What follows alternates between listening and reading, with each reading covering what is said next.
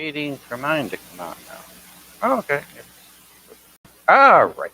Good morning, Odessa Wesleyan Church. This is March, April 28th, 2024, and this is our journey through the Bible.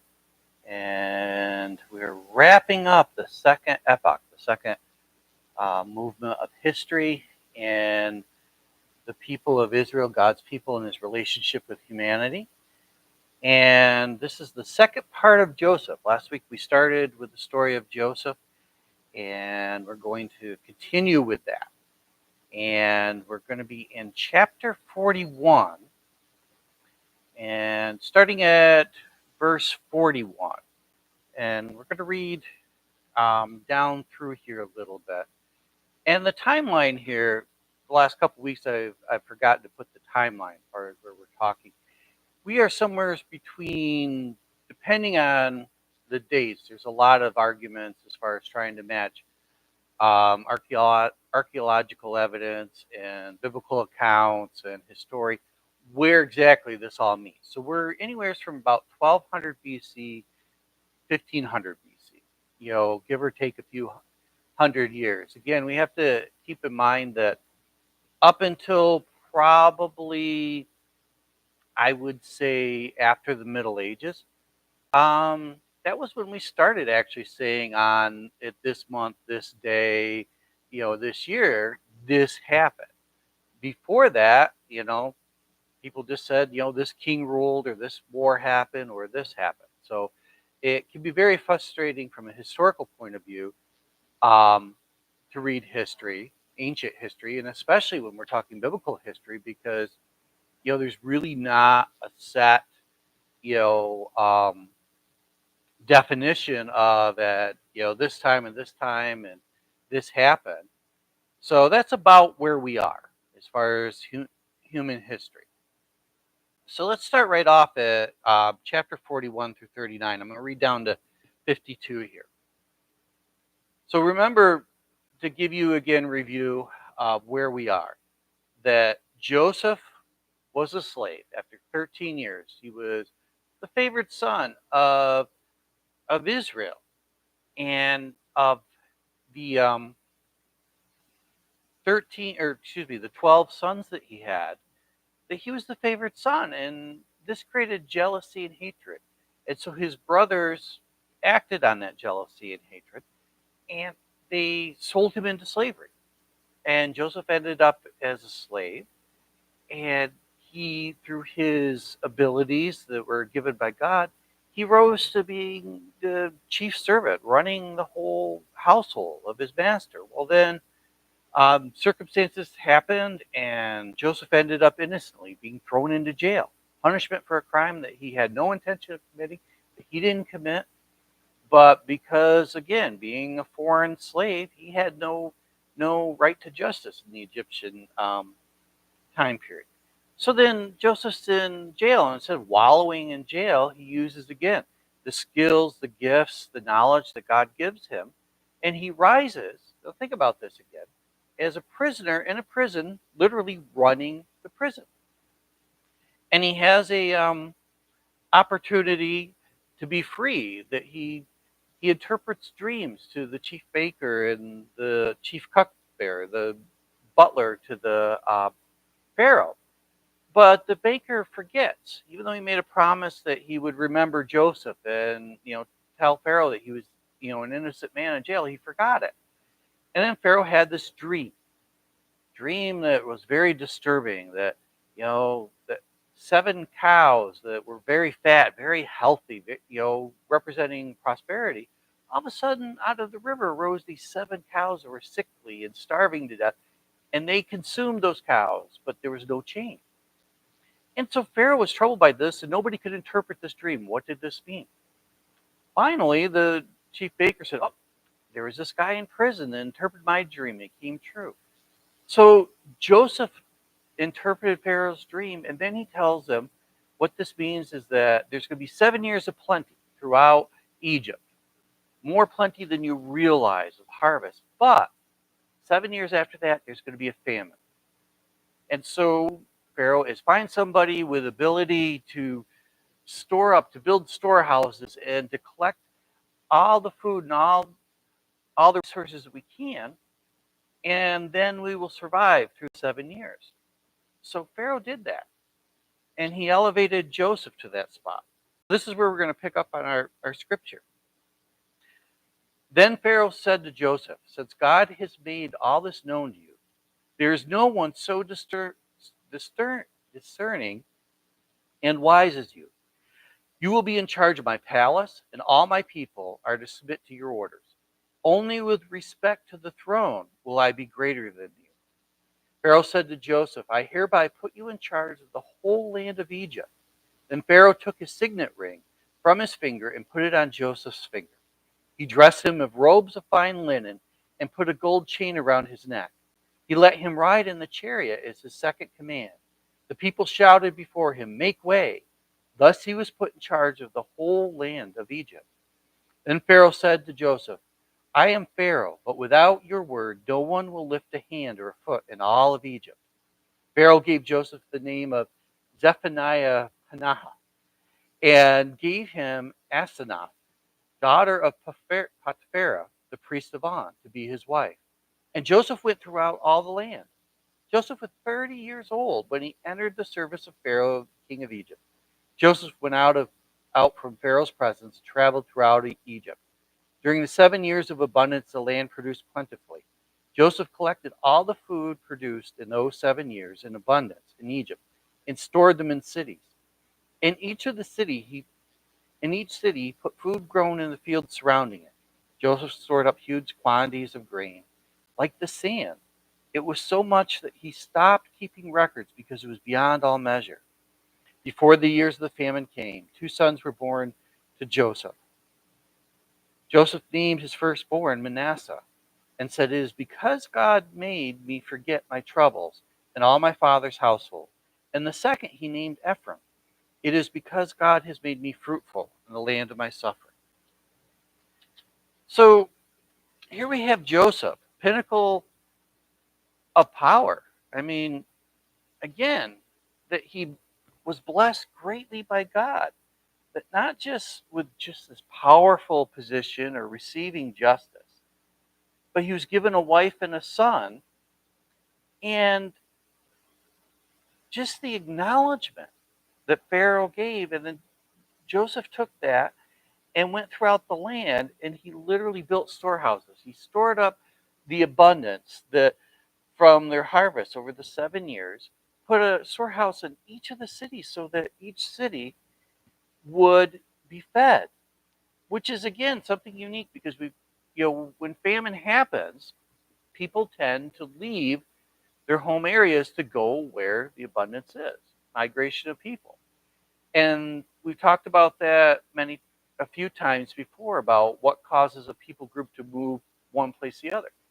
We talked about resources as far as, your herds that you have, you need to feed them. And as they grow, you need to go to areas larger. War is another one that people tend to escape war. They don't want to, if they're not fighting in the war, they tend to get driven out by a more powerful army. They, leave because their land's being disrupted. But then the lack of food is another one.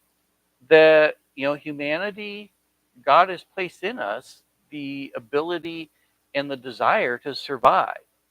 And so when we don't have enough resources, we don't have enough food to feed ourselves, our family, our community, we tend to see in history that people groups will move and seek out those resources. So this was kind of a smart thing. What Joseph did, he could have gathered all that abundance and could have placed it in the capital city and compelled the people of Egypt to come to him to get the food. But instead, he assigned sub-administrators so that the people of Egypt would remain stable, that they would remain there, which is kind of a unique thinking there. So here's Joseph at the pinnacle of his life, that finally, he's brought to the place where, God intends him. And then something happens. So we're going to leave Egypt for a minute, north to the land of Abraham and Isaac and Israel. The Israel is an old man at this point. All of his 11 sons that are still alive have grown, they have families as well. And all of a sudden, this famine did not just strike Egypt, that it was literally from, again, historical and archaeological evidence. It appears during this time period, a great famine happened in what was the known world. So there was no place to go. And only it seems the Egyptians had the foresight to prepare for it. Why?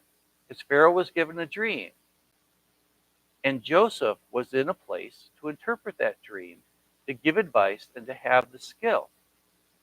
So Israel said to his sons, go down to Egypt. It's heard that they have grain available. Go down there and purchase some and bring it back so that our family doesn't starve to death. So 10 of his sons packed up, but only Benjamin was kept back.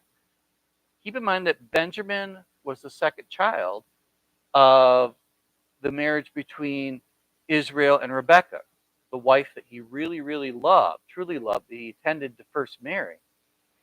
And she had died just after Benjamin was born. He was Joseph's brother. So he was a favored son. And so Israel kept him back. He wasn't going to send that son out of his sight. He wanted to at least have that remnant in front of him of the love that he had for Rebekah. So these men came to purchase grain. Now we don't really know 100% why Joseph did what he did, but we see that they had to go to him. Now, the writer here in Genesis doesn't say, did Joseph direct his administrators to say, hey, if some guys come that are Hebrews, send them to me. I don't trust those guys. Or did everybody from the surrounding nations come to him personally? I don't think so. I think that this was kind of a special case because think about it. All the nations around him, Joseph would have been overwhelmed. So I think the writer of Genesis here didn't put that in because, again, this is inspired. This was given to the writer of Genesis, 400 or more years after this event.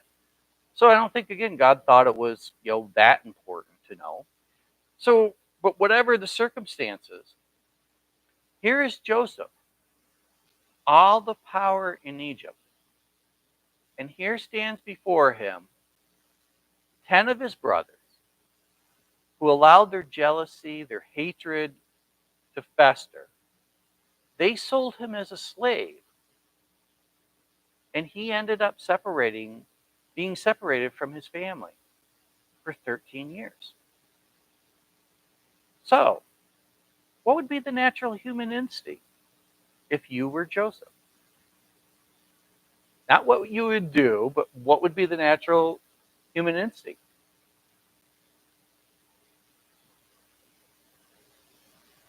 Certainly wouldn't show justice, would we? We certainly wouldn't say, sure, let me feed you. That we wonder too, why did Joseph test them?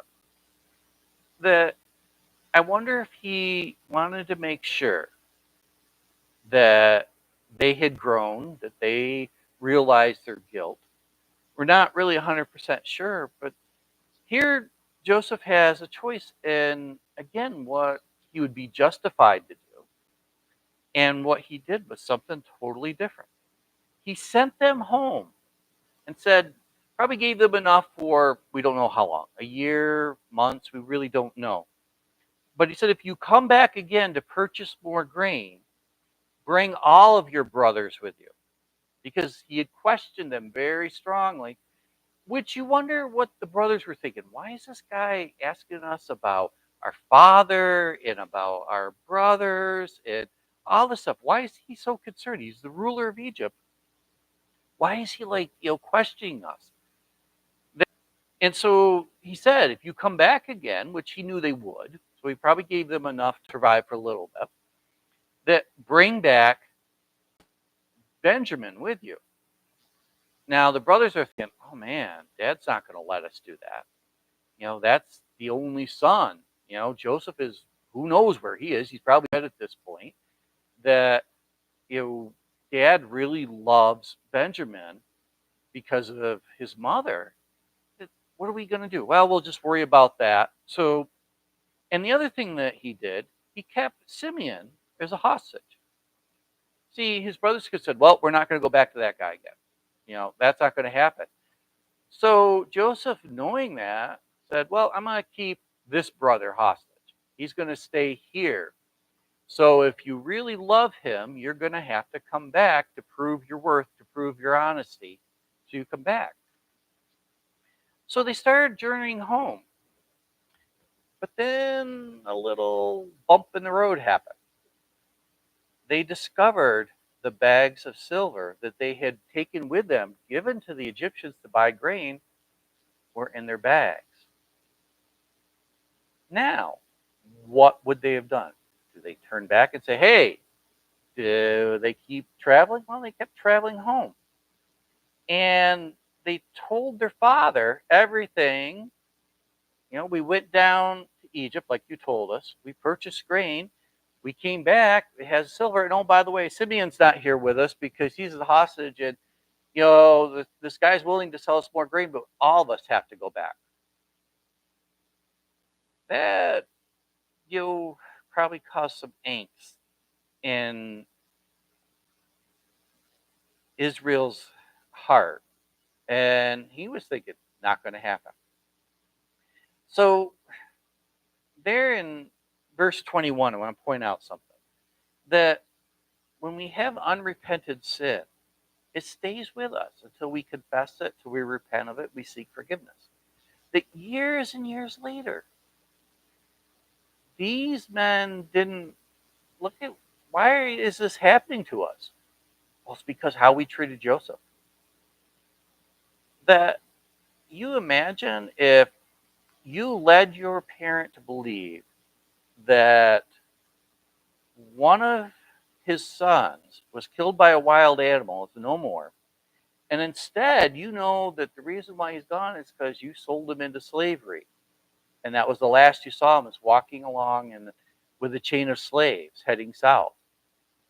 That they still remembered the sin that they did, and all of a sudden they discovered, are we being treated this way because of our sin? Now, we go back to Joseph for a minute. That there in verse 24, this man wasn't hard-hearted. He sounded it, by accusing his brothers of being slaves. But look at verse 24 there. Joseph wept. He wept. Why did he weep? I think maybe one, relief that his family was still alive.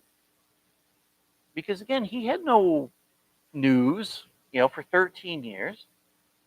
That maybe he wept because of the joy of the reunion. And remember the very first mention of a dream that we talked about in Joseph's life. That he talked about, he had this dream where you saw 12 sheaves of grain.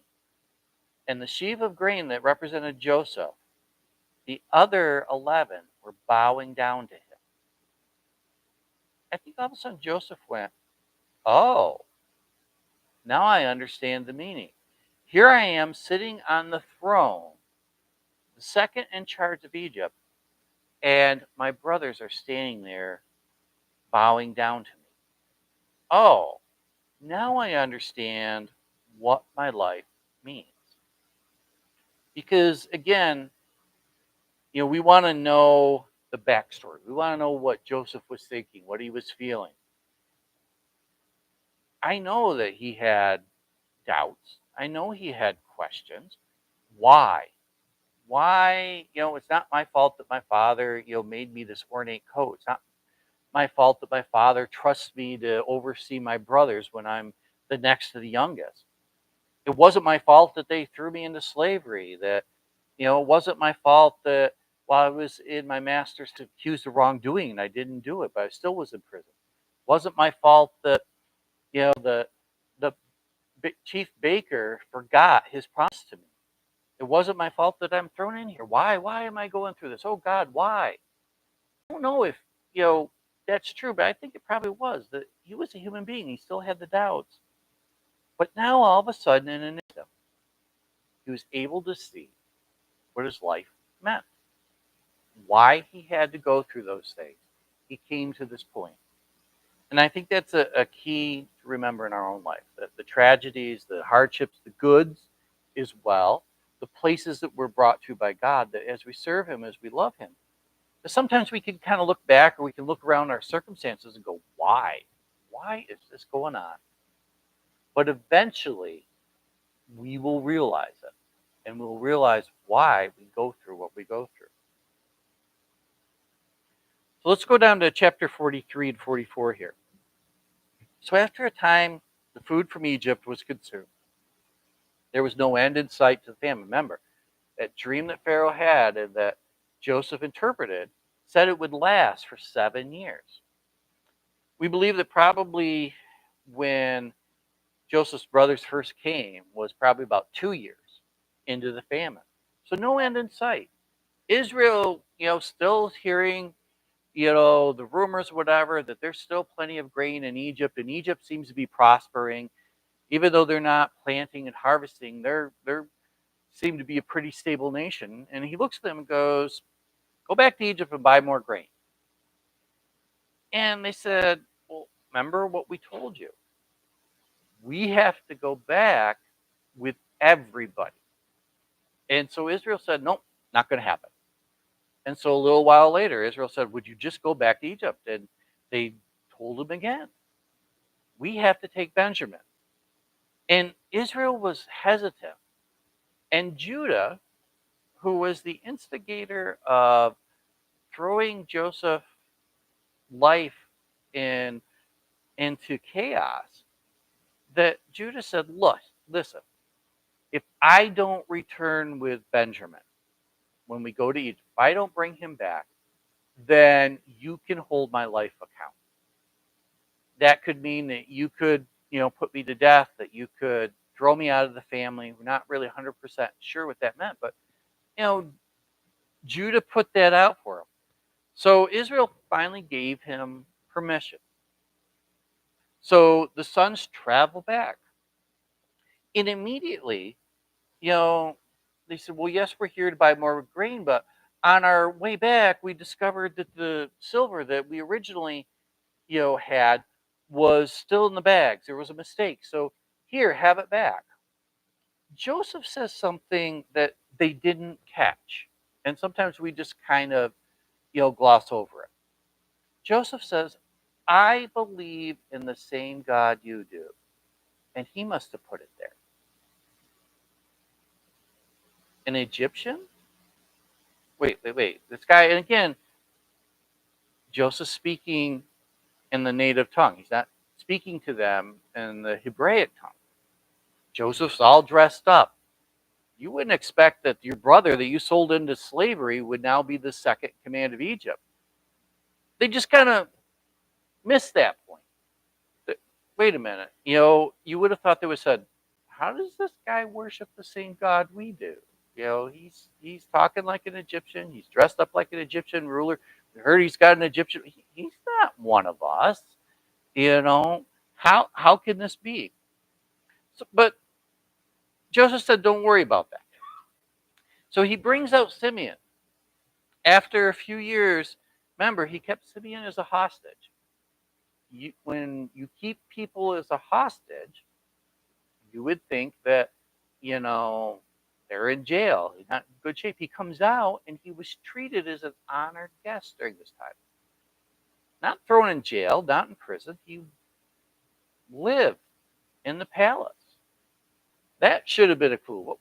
What's with this guy that, that he is so intent that he believes in our same God, that he treats his brother, treats one of our brothers, instead of being, a prisoner as a hostage, a guarantee, he treats him, honorably.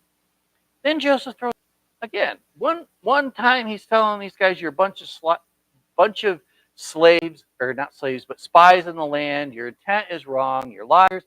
But then the next minute he throws a banquet. That why would you throw a banquet for a bunch of rambling shepherds to the north of your land, sitting here with their hands out, wanting to buy from your abundance? So he throws a banquet, but he places Benjamin at the place of honor, at the head table. We've all been to banquets before, and the honored people, the people maybe that the banquet's there for, the honored guests, sit at the head table and are given, the more choice meat first. And so Benjamin does that. And again, the brothers, you would think, what is up with this? Why is he giving this attention on Benjamin? And so they are talking among themselves in their own language. But they forget that Joseph, or they didn't know that Joseph understood. Even though he used an interpreter to them, he understood their language. And we see that Joseph leaves again because he's so overwhelmed. So he has his brothers pack up again, gives them the grain. And as they're traveling again, they discover again, not just one bag of silver, but they also discover a cup, a very ornate cup.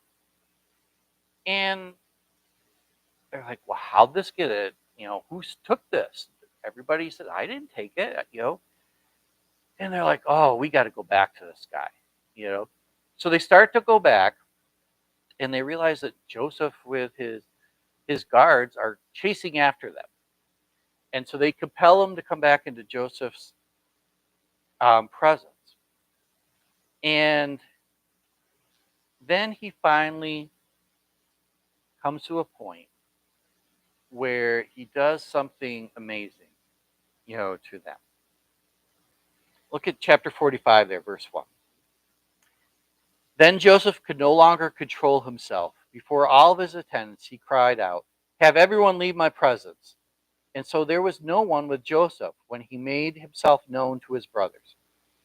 And he wept so loudly that the Egyptians heard him, and Pharaoh's household heard him. Joseph said to his brothers, I am Joseph. Is my father living? But his brothers were not able to answer him because they were terrified at his presence.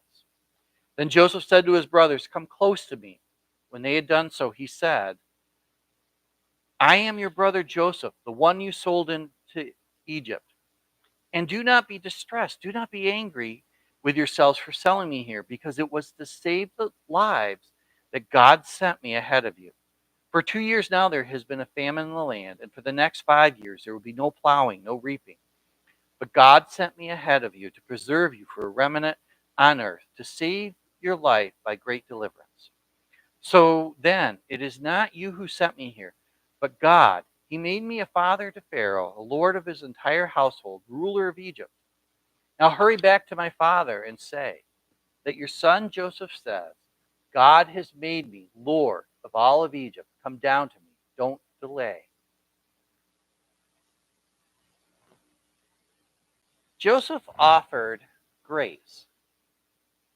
Now, grace is an essential tenet in Christianity. That grace is the gift of God of love and kindness, which is given to people without earning. That grace is the spiritual power that helps people overcome sin, to live a righteous life, and fulfill their calling. And it's also a manifestation of God's mercy and his desire for reconciliation. In essence, grace is the embodiment of Jesus Christ. That, again, Joseph would have been justified to punish his brothers. He'd been totally justified in that. But he didn't. Joseph found meaning of his circumstances in life. And Joseph realized why God had moved in his life in the way he did. And so instead of condemning, he forgave. See, the thing with grace is that it's unearned. There's nothing we can do to pay for it. There's nothing we can do to deserve it. It's given to us freely by God. That even though we in the same spot, that you look at what Joseph's brothers did to him, in our sinfulness, we did the same thing to God. That we rejected his love, that we disobeyed his tenets, but yet God offered us grace and forgiveness where he had the power, more so than Joseph did, to punish us, to condemn us. That instead, God offers us grace. But then the second part of that, just like his brothers, that Joseph said that go get your father, that we need also to live for him. And grace gives us that compulsion, that power to live for him. It directs us to forgive, to love, and extend grace to others, just as God has done for us. See, it's not enough for us ourselves to receive grace. Once we've received that grace from God, we need to give it to others. The people that harm us, the people who do things to us, that we're undeserving of, we need to extend that same grace that God gave us. His father and his household were brought to live as residents and citizens of Egypt. His family was restored. So, returning to the question, if you had been treated in life like Joseph, how would you react? In our humanness, we could say, yeah, Joseph deserved the right for justice. And nobody would have argued for that. But yet Joseph saw the greater message in the circumstances that he had to endure. That Joseph saw that God's hand was working, and there was a reason. Because do you think that the Egyptians would have had the foresight to build storage barns and store up this prosperity? No, they'd say, wow, let's live it up. We have all this grain, all these resources. Let's just live it up. And what would have happened to the land of Egypt during the famine? They would have been just like everybody else. That what would have happened to Israel and his family? They would have died. They would have starved to death. But yet, unfortunately, Joseph was the victim of sinfulness. But God used that. God used that. So there's times in our life when it may not be enjoyable, may not be comfortable. We may want to go, God, I'd rather do something different here. I'm not really, happy in the circumstances you are. But there's a purpose.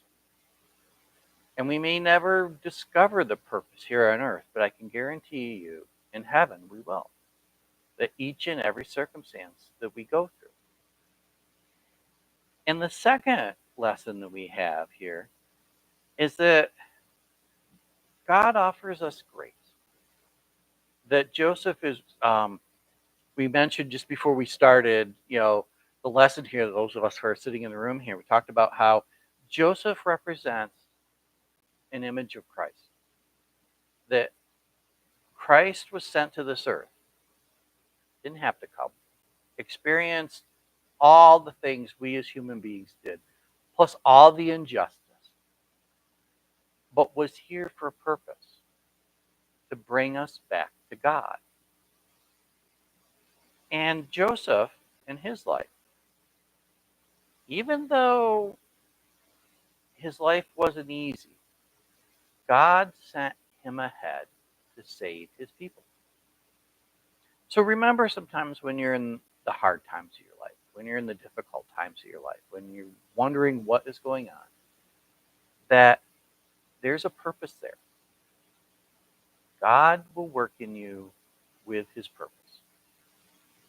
And secondly, when others come before you, when others in your life mistreat you, speak wrongly of you, that do the opposite that we do in this world a lot. Extend grace to them. Because his grace to us. Not because we were worthy of it or we earned it or he had to, but because he loved us and he wanted us back into a relationship. So, wrapping up here in Genesis, we've moved through the very creation of humanity, creation as a whole. And we saw Abraham, we saw how God moved. And we saw Abraham, and then we saw Isaac, and we saw Jacob, and how his name was changed to Israel, and the forming of the nation. So Israel's 12 sons would eventually become the identifiers of the 12 tribes of Israel. So when you look into Exodus, as you start to read Exodus, and you start to see at the end of that chapter the account, that each of those sons, their names would be identifiers. Now, that may be just a little bit confusing, like, what does that matter? Because eventually we will see it when the people return 400 years to the land that was promised to them and they established the nation of Israel, that each of those tribes settled an area. So they each became provinces or states of the nation of Israel, identified all the way to Jesus' time, even now that in the Jewish religion, people will say that I have descendants of this certain tribe. So we come to the next development, the stage of God's people and his relationship with his people.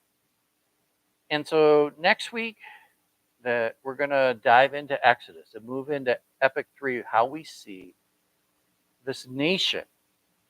You know, we've talked about the people, but how this nation came to be about and how during this time, how it started in its infancy, how it formed itself. So next week we're going to look at the first and second chapter of Exodus, and also if you have the chronological Bible, that go ahead and read the introduction there that talks about some of the background. So that's where we will be next week. So let's close this time in prayer. Heavenly Father, thank you. Thank you for your love. Thank you for your grace that brings us back to you. Lord, teach us about that. Teach us to live lives like people like Joseph, who instead of using their power for their own means, instead help us to learn to put that aside and to offer forgiveness to those who wrong us, just as you did the same for us. In your name, amen. All right, have a good week, and we will see you next week.